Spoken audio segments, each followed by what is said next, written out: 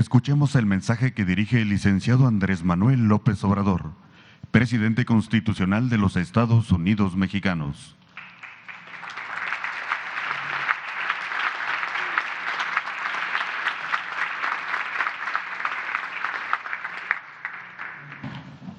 Amigas, amigos,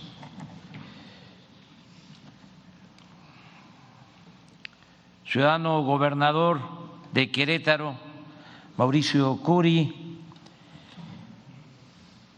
jefa de gobierno, gobernadoras, gobernadores de los estados de la República, representantes de los tres poderes del gobierno de la República, servidores públicos, mujeres y hombres, amigas, amigos todos. Hoy conmemoramos un aniversario más, recordamos que hace 105 años se promulgó la Constitución vigente, la Constitución de 1917. Como aquí se ha dicho, lo mencionó Mauricio Curi, las constituciones son fruto de procesos de cambio, de transformación. La primera Constitución Federal de 1824 surge para hacer valer nuestra independencia y dejar de manifiesto que México sería un país libre, soberano, con una república popular, federal, una república, no una monarquía. Ese fue el mensaje principal de la Constitución de la Primera República Federal de México.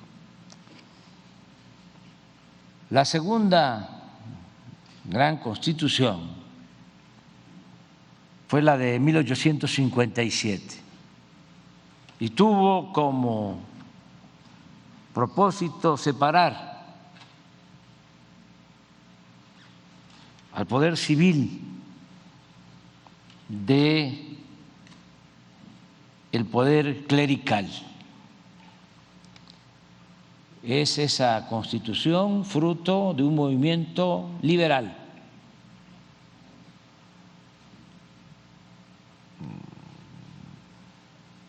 Lamentablemente de una confrontación armada, de la Guerra de Reforma. Pero México fue desde entonces un ejemplo para hacer valer un principio bíblico según el cual a Dios lo que es de Dios y al César lo que es del César. Luego ya sabemos, se quiso imponer de nuevo el colonialismo y aquí, precisamente en Querétaro, quedó reconfirmada nuestra soberanía. Aquí, con un acto histórico que todos conocemos, se estableció que México es un país libre, independiente soberano. Se conquistó, se volvió a alcanzar, se logró la segunda independencia de México. El tercer movimiento popular fue el que dio origen a la Constitución que hoy recordamos, la de 1917. Esa Constitución es también fruto de un gran movimiento. Aquí se mencionaba por la violencia, por las epidemias, por el hambre. Perdieron la vida en la revolución 1 millón de mexicanos. Pero no fue en vano, porque en esa Constitución del 17 quedaron plasmados los anhelos de un pueblo que se sacudió la dictadura porfirista, para decirlo amablemente, pero en realidad el movimiento revolucionario significó acabar con la esclavitud que existía en ese entonces. Todos hemos escuchado que con la independencia se proclamó la abolición de la esclavitud, pero en realidad durante todo el siglo XIX siguió prevaleciendo la esclavitud en nuestro país. Es hasta 1914 que empieza a abolirse las leyes que permitían el peonaje en las haciendas de México. Entonces, la Constitución recoge eso, es abolir la esclavitud, que no haya peones acasillados. La revolución se lleva a cabo por el acaparamiento que había del territorio, de latifundios, tanto de mexicanos como de extranjeros.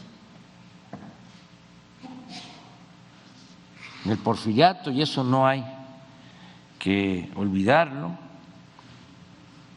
un hacendado podía ser dueño, y lo era, de la mitad de un estado. Por eso se hablaba de que Terrazas no era de Chihuahua, sino Chihuahua era de Terrazas.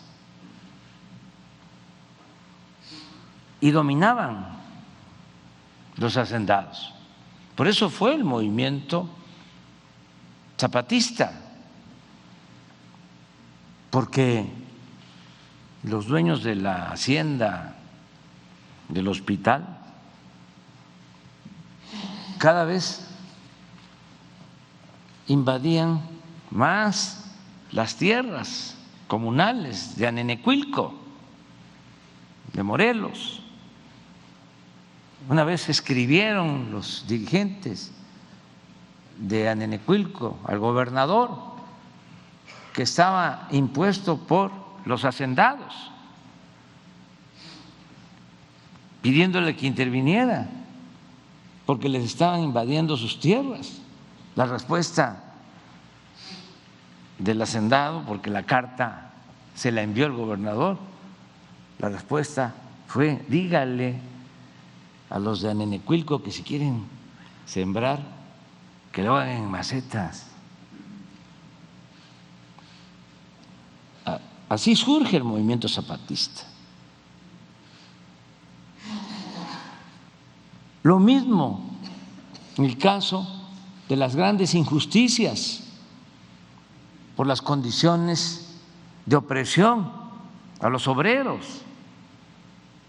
No olvidar el porqué de la huelga de Cananea, el porqué de la huelga de Río Blanco. Entonces, todo eso se recoge en la Constitución del 17. Se establece en el artículo 27 el derecho de los campesinos a la tierra. Se restituyen las tierras comunales que habían sido invadidas durante el Porfiriato. Así surge la propiedad social y eso se establece en el artículo 27. Y hay algo extraordinario. La Constitución del 17 se nacionalizan los recursos naturales de nuestro país, en especial el petróleo, que estaba en manos de empresas extranjeras, porque se consideraba igual que como en los países extranjeros, en la legislación en especial anglosajona, de que el dueño de la tierra era también el dueño del subsuelo. Y como en el Porfiriato se les permitió a los extranjeros constituir grandes latifundios, sobre todo en las costas del Golfo de México, eran también los dueños, se sentían los dueños de los recursos del subsuelo. La Constitución del 17, en el artículo 27, se establece el dominio de la nación sobre los bienes del subsuelo. Aquí en Querétaro, los legisladores revolucionarios dejaron el tema hasta el final, porque alrededor habían agentes de las compañías extranjeras y de los gobiernos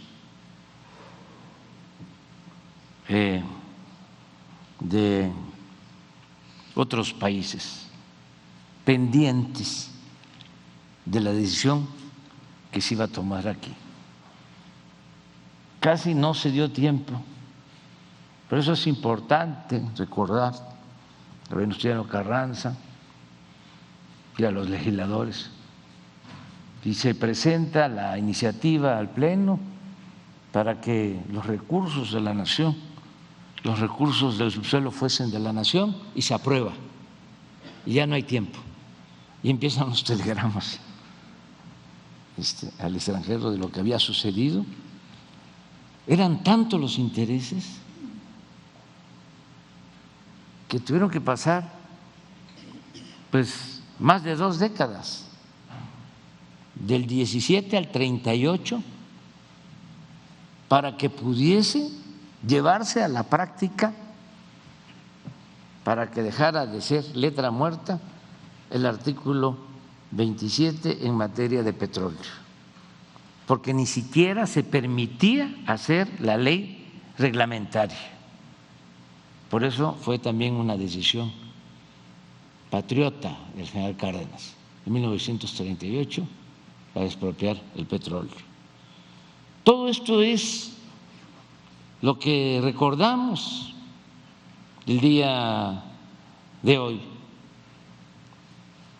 La justicia social, la defensa de nuestra soberanía, eso es la Constitución del 17. Y tenemos también que ser autocríticos. En los últimos tiempos, y yo respeto otras opiniones, Pero desde mi concepción, durante todo el periodo neoliberal, en vez de avanzar, retrocedimos en cuanto a los derechos establecidos en la Constitución. No se legisló en favor del pueblo de México, se legisló en favor de las minorías y se entregaron bienes de la nación a particulares, nacionales y extranjeros. Hubo graves retrocesos. Por eso, cuando aquí Sergio hablaba de que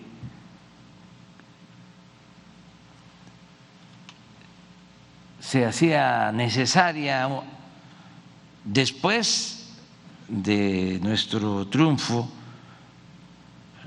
proponer una nueva Constitución, lo pensamos, porque todas las reformas que se hicieron en 36 años fueron para ajustar el marco legal en beneficio de las minorías, no para defender al pueblo ni hacer valer nuestra soberanía. Pero imagínense, y por eso la política, entre otras cosas, significa optar entre inconvenientes, lo que nos hubiese costado llevar a cabo un cambio así, el tener una nueva Constitución, no se hubiese desgastado, nos hubiese confrontado, no hubiésemos avanzado. Entonces optamos por reformar, buscando los equilibrios, también la conciliación, y se avanzó en reformas muy importantes. Imagínense, para la justicia social, lo que significa que en la Constitución se haya establecido, la Constitución vigente, el derecho de los adultos mayores a la pensión,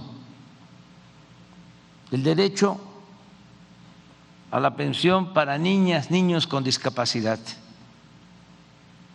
el que se haya elevado a rango constitucional el derecho de estudiantes pobres a recibir una beca para estudiar, el derecho del pueblo a la salud,